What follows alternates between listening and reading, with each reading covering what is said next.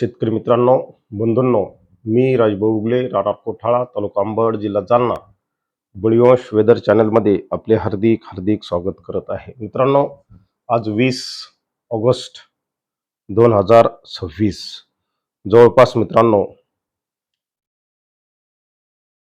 ऑगस्टचे आता फक्त शेवटचे 20 दिवस उरले 10 दिवस उरलेले आहेत. आणि आतापर्यंत मित्रांनो राज्याच्या विशेषतः अंतर्गत महाराष्ट्रात कुठेही समाधानकारक पाऊस झालेला नाही. अनेकांच्या विहिरीला पाणी नाही, अनेकांच्या बोरवेलला पाणी नाही, कुठल्याही पाझर तलावात पाणी नाही. या सर्व पार्श्वभूमीवर मित्रांनो माझा शेतकरी बांधवांना आता पिकांना पाणी देण्याची सक्त आवश्यकता आहे. या सर्व पार्श्वभूमीवर मित्रांनो ओडिसाजवळ तयार झालेली लो प्रेशर सिस्टीम मित्रांनो ती आता भूभागावर सक्रिय आहे. आपल्याला स्पष्टपणे या गोल राऊंडमध्ये ती दिसत आहे. मध्य प्रदेश आणि उत्तर प्रदेशच्या भागावरती जबरदस्त आपला परिणाम करत आहे. या लो प्रेशर सिस्टीमचा महाराष्ट्राला कुठपत फायदा होईल हे आपण या व्हिडिओमध्ये पाहणार आहोत. त्यामुळे व्हिडिओ शेवटपर्यंत पहा. ही लो प्रेशर सिस्टीम मित्रांनो सध्या तरी महाराष्ट्रावर फारसा परिणाम करताना दिसत नाही. तुम्ही पाहू शकता मित्रांनो, हा प्रशांत महासागर दिसतो तुम्हाला. या ठिकाणी 2, 1 आणि इकडे इंडिया हे दाखवलेले आहे. उजवीकडे जे ॲरो दाखवलेले आहेत आपण, आपल्या भारतातलं बाष्प मित्रांनो ही प्रशांत महासागरातील सिस्टीम चोरून घेऊन जात आहे. आणि मी तुम्हाला या ठिकाणी नमूद करू इच्छितो की मित्रांनो या वर्षीचा मान्सून आपला चोरी जाणार आहे हे सातत्याने सुरुवातीपासून सांगण्याचं काम आपण केलेलं आहे. कारण का, जेव्हा जेव्हा अल निनो कंडिशन उद्भवते तेव्हा मित्रांनो प्रशांत महासागर हा अधिक शक्तिशाली बनतो आणि तिथल्या सिस्टीम ह्या आपल्याकडे बाष्प खेचतात आणि त्यामुळे भारतातला जो बाष्पपुरवठा आहे तो या सिस्टीमकडे जातो. आणि मित्रांनो हे यावर्षी आपल्याला प्रकर्षाने जाणून आलेले आहे. आणि त्यामुळे संबंध जवळपास आता 2.5 महिने झालेले आहेत. अद्याप घाट सोडला तर इतरत्र राज्यात फारसा समाधानकारक पाऊस नाही. यामध्ये काही उत्तर महाराष्ट्रातील काही जिल्ह्यामध्ये हा पाऊस समाधानकारक आहे, परंतु इतरत्र अद्यापही कुठेही समाधानकारक पाऊस नाही, विशेषतः मराठवाड्यात नाही. या सर्व पार्श्वभूमीवर मित्रांनो आता केव्हा पाऊस पडेल हे आपल्याला पाहणे गरजेचे आहे. तर मित्रांनो या लो प्रेशरचा परिणाम आपल्याला स्पष्टपणे या ठिकाणी दिसत आहे. मी झूम करतो. नागपूर विभागावर ह्याचा जबरदस्त परिणाम पडणार आहे. मित्रांनो हे पुढील 7 दिवसाचं चित्र आहे. त्यामुळे मित्रांनो येणाऱ्या 25 तारखेनंतरच आपल्या राज्यातल्या पूर्व मराठवाडा असेल, पूर्व विदर्भ असेल, पश्चिम विदर्भ असेल, उत्तर महाराष्ट्रातला काही भाग असेल, जळगाव असेल, अकोला, अमरावती या पश्चिम विदर्भातील जिल्ह्यामध्ये सुद्धा पावसाच्या नोंदी होताना आपल्याला दिसतील.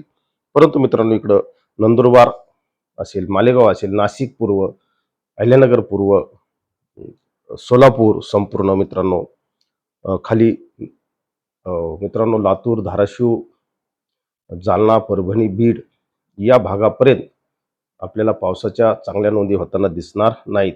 27च्या नंतरचं हे वातावरण आहे. 25 तारखेपर्यंत कुठेही आपल्याला चांगल्या पावसाच्या नोंदी होताना दिसत नाहीत.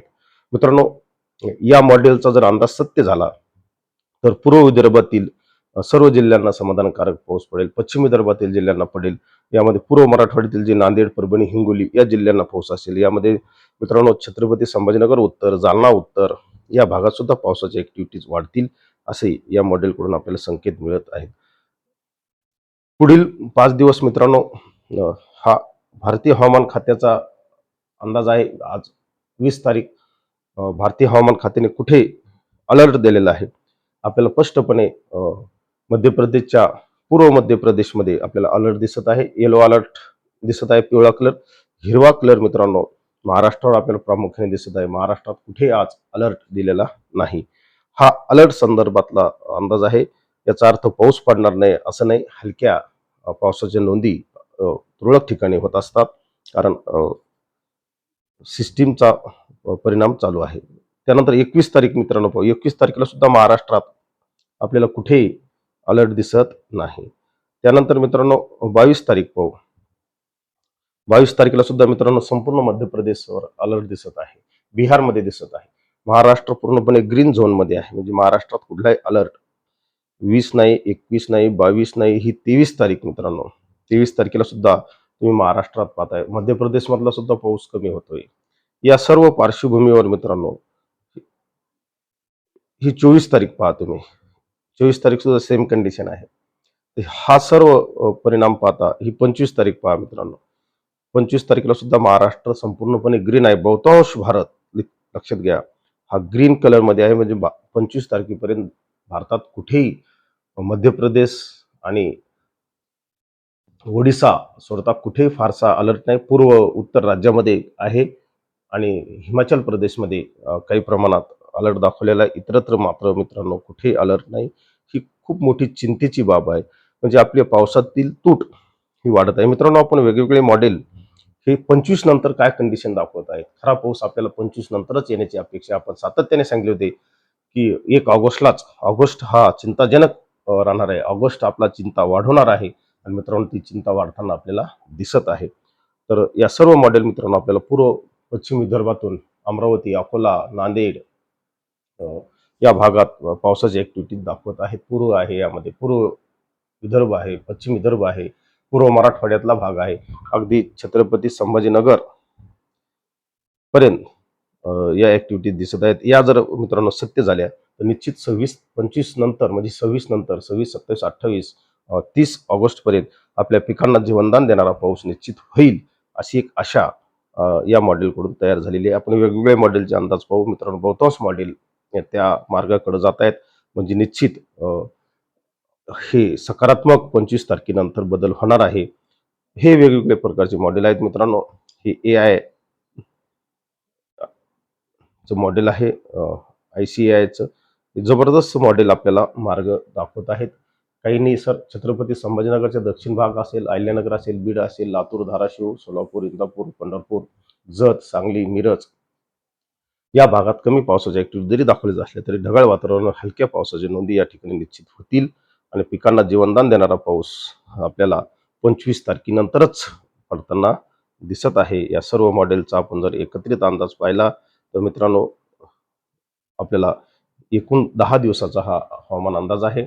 आपल्याला एकूण जर आपण कल पाहिला, मध्य प्रदेशला लागून असणारा भाग, यामध्ये मित्रांनो विशेषतः नागपूर, अमरावती विभागातील सर्व जिल्हे, मराठवाड्यातील नांदेड, परभणी, हिंगोली या जिल्ह्यात, त्यानंतर छत्रपती संभाजीनगर उत्तर, जालना उत्तर या भागात पावसाच्या ऍक्टिव्हिटीज होतील. इतरत्र मित्रांनो पाऊस हा हलक्या ते मध्यम स्वरूपाचा होईल, एवढंच आजच्या या व्हिडिओच्या माध्यमातून आपण पाहू. परंतु या निमित्ताने एक सांगू शकतो मी शेतकरी बंधूंना, की 25 तारखेपर्यंत तरी आपल्या राज्यात कुठेही समाधानकारक पाऊस होणार नाही, पिकांना जीवनदान देणारा होणार नाही. ऑगस्टचा शेवटचा थोडा निश्चित आपल्यासाठी सकारात्मक असेल. त्या आठवड्याची आपण वाट पाहूया आणि आपल्या पिकांची तोपर्यंत मित्रांनो काळजी घ्या, हलकं सिंचन करा. पिके कोणाची वाया जाणार नाहीत याची गॅरंटी निसर्ग घेत असतो. सातत्याने आपल्या नेटवर्कवर आपण सक्रिय पाहत असतो की काही लोक निसर्गाला बाप समजतात. खरोखरच निसर्ग हा सर्वांचा बाप आहे. तो त्याचं रूप आपल्याला दाखवून देतो. प्रत्येक वर्षाचा अनुभव जर आपण पाहिला, दीर्घखंडानंतर सुद्धा चांगले पाऊस पडतात. परंतु मित्रांनो ते पाऊस वेळ निघून गेलेले असतात तेव्हा, आणि त्यामुळे मोठ्या प्रमाणावर पिकाच्या उत्पादनात घट झालेली असते. हे सर्व पाहता उत्पादन घटते आणि मोठ्या प्रमाणावर शेतकऱ्यांना त्याचा फटका बसत असतो. आणि उत्पादनातील घट मित्रांनो हा एक प्रकारे दुष्काळच आहे. दीर्घखंड हा सुद्धा दुष्काळच आहे. आज जवळपास 18 ते 20 दिवस झाले मित्रांनो पावसाचा पत्ता नाही मराठवाड्यात. 21 दिवसाचा खंड हा दुष्काळात असतो, हे या ठिकाणी लक्षात घ्या. आपल्या शेती पिकाची योग्य काळजी घ्या. एवढंच या निमित्ताने सांगतो, थांबतो. जय हिंद, जय महाराष्ट्र, जय बळीवंश.